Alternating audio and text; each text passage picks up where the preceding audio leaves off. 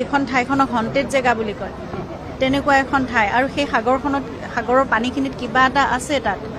আগতেও বহুত ঘটনা হৈছে আৰু তাত কি কাৰণে মানুহ এনেকৈ ডুবি যায় হেৰাই যায় মৃত্যু হয় তাৰ কোনো কাৰণ নোলায় সদায় ড্ৰাউনিং বুলি এটা ৰিপৰ্ট আহে গতিকে তেনেকুৱা এখন মিষ্টেৰিয়াছ জেগালৈ জুবিনক কিয় নিব লগা হৈছিল যিখিনি ভিডিঅ' এতিয়া ওলাই আছে সেই মুহূৰ্তখিনিত অকণমান যত্ন ল'ব নোৱাৰিলে অকণমান মৰম কৰিব নোৱাৰিলে নে তেওঁ আঁতৰাই অনাটো একো ডাঙৰ কথা নাছিল পানীৰ পৰা সেইখিনি কিয় নকৰিলে মই মানে কথাটো বুজি নাপাওঁ মই সেইকাৰণে মই এইবোৰ কথা জানিব লাগে মই সেইকাৰণেই বিচাৰিছোঁ যে ন্যায় হওক বিচাৰ হওক আমি তেনেকুৱা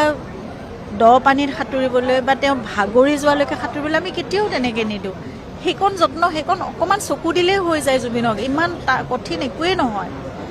তেওঁৰ লগতে অকণমান ফূৰ্তি কৰি আমি এতিয়া বেলেগ এটা কিবা কৰিম দেই বুলি তেওঁক ডাইভাৰ্ট কৰি লৈ আহিব পাৰি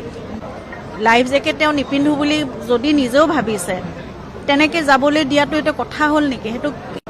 মানে মানুহে কেনেকৈ কৰিব পাৰে মই আৰু তাতে মই শুনিছোঁ সেই ঠাইখনলৈ যিটো লেজাৰাছ আইলেণ্ড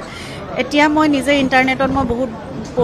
পঢ়ি চাইছোঁ যে লেজাৰাছ আইলেণ্ড আচলতে আগৰ ছিংগাপুৰৰ এখন কোৱাৰেণ্টাইন আৰু যিবোৰ মহামাৰী হৈছিল সেইসকল ৰোগীৰ কাৰণে সেইটো কোৱাৰেণ্টাইন স্পট আছিল আৰু তাতে তাক চিমেট্ৰি হিচাপে ইউজ কৰা হৈছিল গতিকে মোৰ বহুত প্ৰশ্ন আছে মই এই গোটেই প্ৰশ্নবোৰ এই ন্যায় মই বিচাৰোঁ